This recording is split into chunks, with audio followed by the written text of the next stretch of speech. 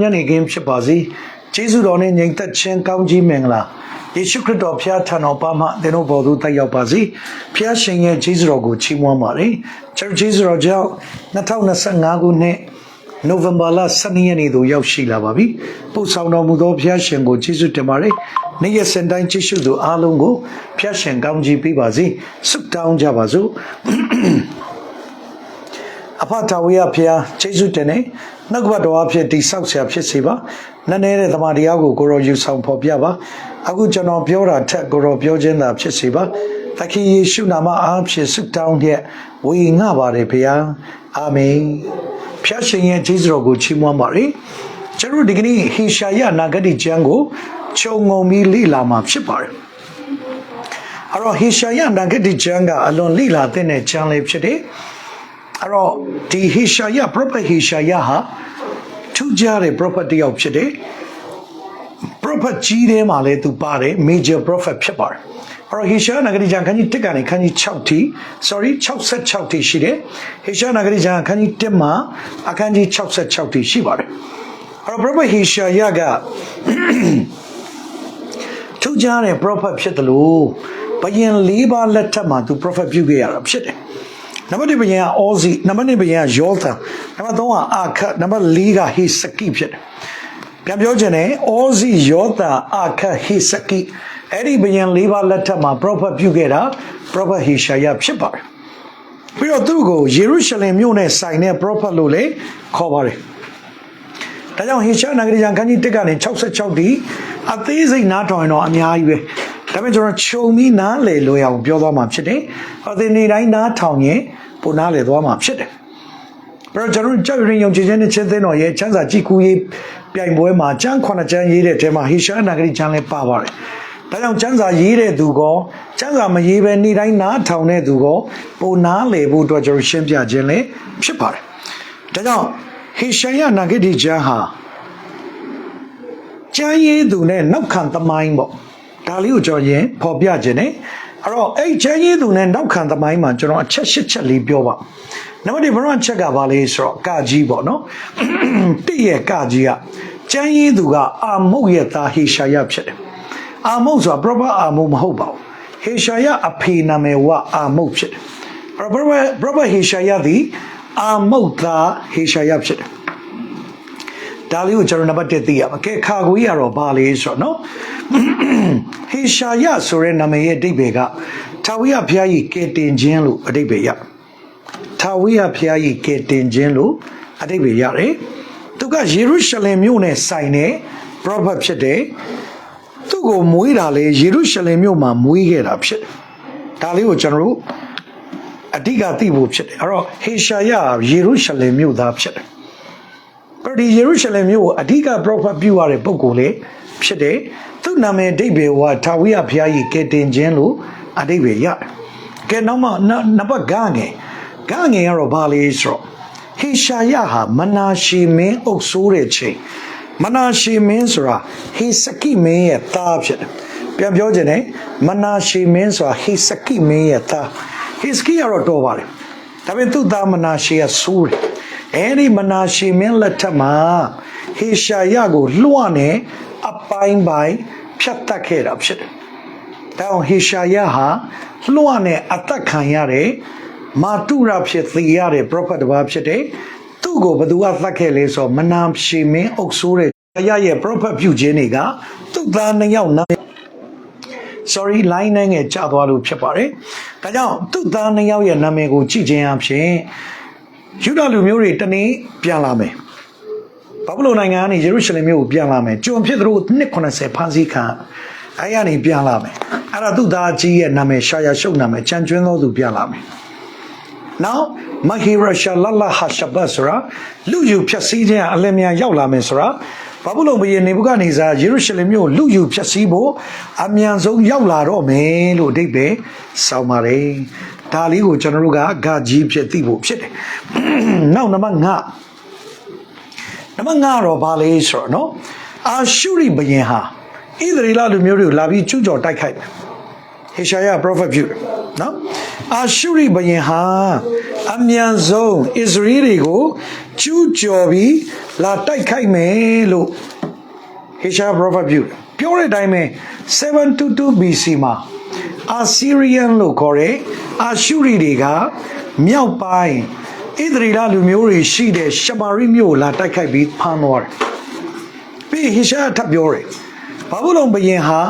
ယူဒလူမျိုးတွေကိုလာကျူးကျော်တိုက်ခိုက်မယ်ဆိုတဲ့အတိုင်းပဲ BC 986မှာဘာဘူးလုံဘုရင်နေဗုခဒ်နေဇာကယူဒပြည်ယေရုရှလင်မြို့လာတိုက်ခိုက်သွားတယ်ဟောဒီရောက်ကြည့်ခြင်းအပြင်နံပါတ်5သည်ပရောဖက်ဟေရှာယပြောတယ်အာရှုရိတွေကဣသရေလရှမာရိမြို့လာတိုက်မယ်ဆိုတာ722မှာသွားပြည့်စုံတယ် BC 722ပြီး BC 586မှာဘာဘူးလုံဘုရင်နေဗုခဒ်နေဇာယူဒပြည်ယေရုရှလင်မြို့လာတိုက်မယ်ဆိုတာလေပြည့်စုံတယ်ဒါရီအားလုံးကပရောဖက်ဟေရှာနဂရိကျမ်းမှာဖော်ပြခဲ့တာဖြစ်တယ်ဒါလေးကိုကျွန်တော်နံပါတ်5သိဖို့ဖြစ်ပါတယ်နောက်တစ်ခုနံပါတ်စလုံးကတော့ဘာလဲဆိုတော့ဟေရှာနဂရိကျမ်းခန်းကြီး66ကျမ်းရှိတယ်1ကနေ66အဲ့ဒါဘာလို့ပုံဆောင်လဲဆိုတော့1ကနေ39ကဓမ္မအောင်39ကျမ်းပုံဆောင်တယ်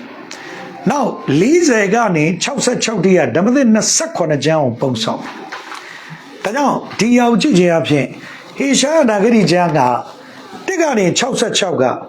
ဓမ္မအောင်39နဲ့ဓမ္မသစ်28ကျမ်းကိုပုံဆောင်နေတယ်ဆိုတာကိုသတ်တွေ့ရတယ်အဲ့ဒါစလုံးဖြစ်တယ်ဒါလေးကိုကျွန်တော်သိဖို့ဖြစ်တယ်ကဲနောက်စလိန်ကတော့ဘာလဲဆိုတော့နော်ဟေရှာယရဲ့ prophet ပြုချက်ထဲမှာပထမပိုင်းကအပြစ်စီရင်ခြင်းတွေအကြောင်းအများကြီးတွေ့ရတယ်နောက်နေ့တွေမှာလေ့လာတဲ့အခါသင်ကြားရလိမ့်ဘာဘူးလုံးအပြစ်စီရင်ခြင်းတွေအများကြီးလာတယ်အပြစ်စီရင်ခြင်းနဲ့ပတ်သက်တာပြီးတဲ့အခါဒုတိယပိုင်းကတော့ဘာလဲဆိုတော့နှစ်သိမ့်ခြင်းနဲ့ဆိုင်တဲ့တရားစကားတွေဖော်ပြထားတယ်ဒါအောင်ဟေရှာခန်းကြီး1ကနေ66တိရအပိုင်း2ပိုင်းပဲရှိတယ်ပထမပိုင်းကအပြစ်စီရင်ခြင်းတွေအကြောင်းရေးထားတယ်ဒုတိယတစ်ပိုင်းကနှစ်သိမ့်ခြင်းနဲ့ဆိုင်တဲ့စကားတွေကိုရေးထားတယ်ဒါလေးကိုကျွန်တော်စလိမ်ဖြစ်သိထားဖို့ဖြစ်ပါတယ်ကဲနောက်ဇကွဲကတော့ဘာလဲဆိုတော့ဓမ္မသစ်ကျမ်းကိုရေးတဲ့ကျမ်းပြုဆရာတော်များများဟေရှာယနဂတိကျမ်းကိုအများကြီးကိုးကားထားတယ်မကျွန်တော်လုံးသိတယ်ဟေရှာယ9:6ဆိုအလွတ်တောင်ရ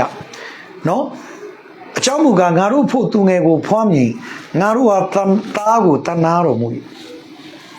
ထိုသူသည်အုပ်ဆိုးခြင်းအာနာဇက်ရှိလိမ့်မယ်ငါမတော်မူကားအောဝယ်တိုင်ပင်မတကူကြီးသောဘုရားထာဝရဖာငြိမ်သက်ခြင်းရှင်အဲ့ဒါယေရှုခရစ်တော်ကိုပြောတာပဲအဲ့ဒါဟေရှာနဂရိကျမ်းခန်းကြီး9:6မှာရေးထားတယ်အဲ့ဒါကိုဓမ္မသစ်ကျမ်းမှာတော့တွေ့ရပရောဖက်ဟေရှာပြောတဲ့အတိုင်းပဲသခင်ယေရှုကဟုတ်တယ်ဓမ္မသစ်ကျမ်းမှာယူဒပြည်ဘက်လေမျိုးကနေမွေးလာပြီးတော့တက်တော်33နှစ်မှာကားတိုင်ပေါ်တက်ပြီး3ရက်မြောက်နေ့မှာထမြောက်ခဲ့တယ်ဟောဒီရောက်ကြည့်ချင်ပြီဓမ္မသစ်ကျမ်းရေးတဲ့ကျမ်းပြုဆရာတော်များများကတမောင်းကျမ်းမှာဟေရှာယနဂရိကျမ်းကိုအများဆုံးရည်ညွှန်းပြီးတော့ရေးထားတာဖြစ်တယ်အဲဒါတော့ကျွန်တော်တို့ဟေရှာနဂရိကျမ်းနဲ့ပတ်သက်ပြီးဒီနေ့ခြုံငုံလေ့လာတဲ့အရာမှာနံပါတ်1ကျမ်းရေးတဲ့သူနဲ့ကျမ်းရဲ့နောက်ခံသမိုင်းအချက်8ချက်ဖြစ်ပါတယ်ဒါလေးကိုကျွန်တော်ဒီကနေ့ရရင်ဒါဟေရှာနဂရိကျမ်းကိုကျွန်တော်ခြုံပြီးစပြီးသိပြီဖြစ်တယ်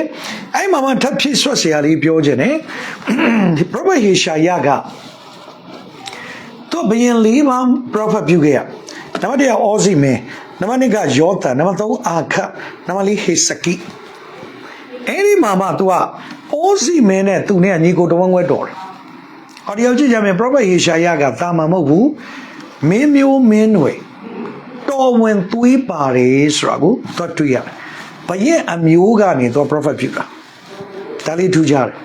အောဇီနဲ့သူနဲ့ကတဝန်းခွဲ first cousin အောဇီဆိုတော့ကျွန်တော်အားလုံးသိတယ်ကျမ်းစာထဲမှာဟာလားအသက်16နှစ်နဲ့ဘယင်ဖြစ်တာသူအလုံးအောင်မြင်တယ်ဒါပေမဲ့ထောင်လွှားတဲ့စိတ်ထားတဲ့အခါမှာ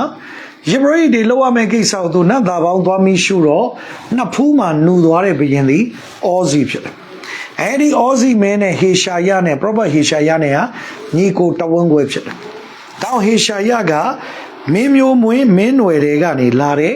ပရောဖက်တစ်ပါးဖြစ်တယ်။ပြီးသွားရင်သူက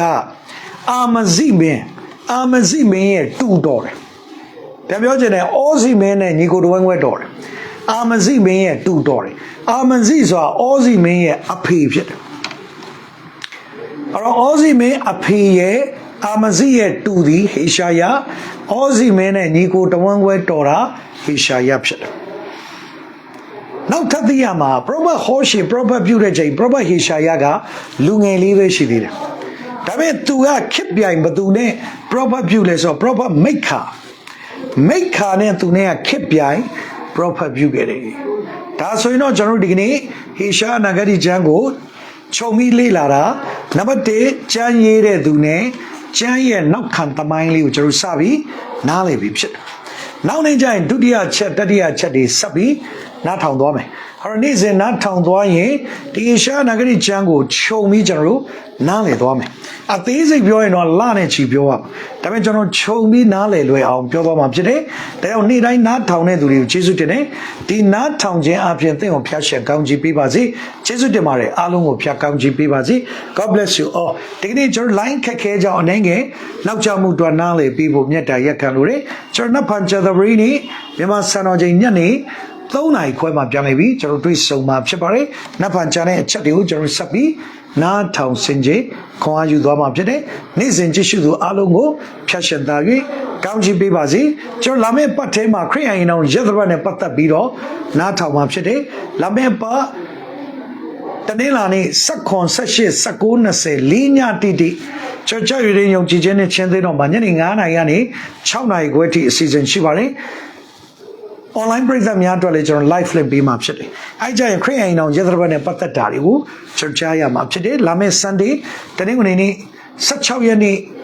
တနင်္ဂနွေဝိပုကိုးကွယ်ခြင်းမှာလည်းခရစ်ယာန်အိမ်အောင်ယေသရဘတ်နဲ့သက်ဆိုင်ပြီးကျွန်တော်ကတော့ဝင်ငါမှာဖြစ်တယ်။ဒါကြောင့်ဒီတွင်းမှာတော့ကျွန်တော်ဟေရှာယ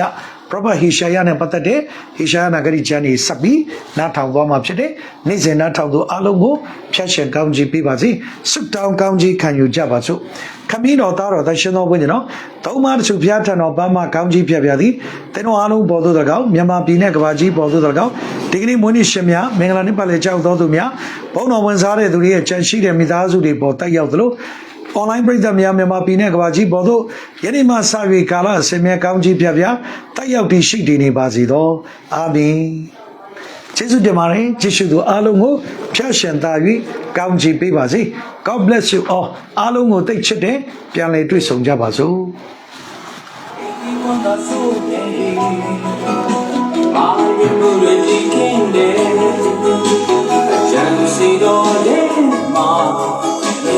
Yes, see, young,